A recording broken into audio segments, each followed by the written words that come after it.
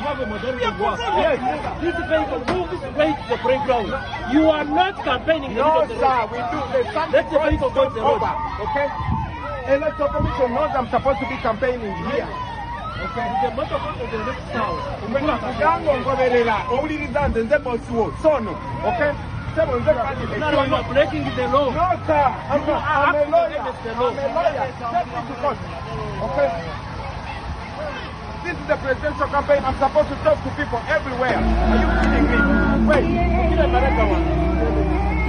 Robert Kyagulanyi Ssentamu olunaku olwaleero abadde Kayunga era nga bwogezako okulaba buli kimu ekitambula abadde mukambwemu nnyo abantu bano bakisussa nga nkuggyeko katono nnyo awo ate nkutwala mu maaso era bongedde mu maaso okwagala okubeera nga bamutegatinga okubeera nga bamuyira amazzi naye tebikutteyo.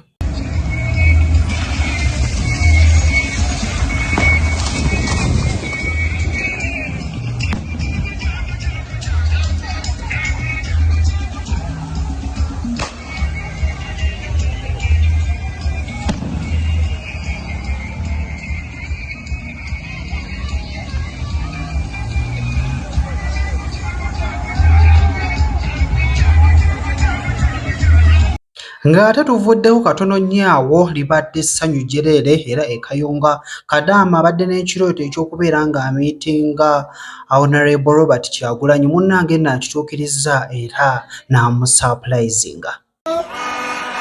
So Mr. President, omukyala ono yavudde Oman y'omu ku bawala abali ebweru naye bwe yavudde Oman n'akuleterayo akalabo kkiriza n'obuwombeefu okakkirize ku lw'abantu bonna abali ebweru tukyeyeeye okatwale.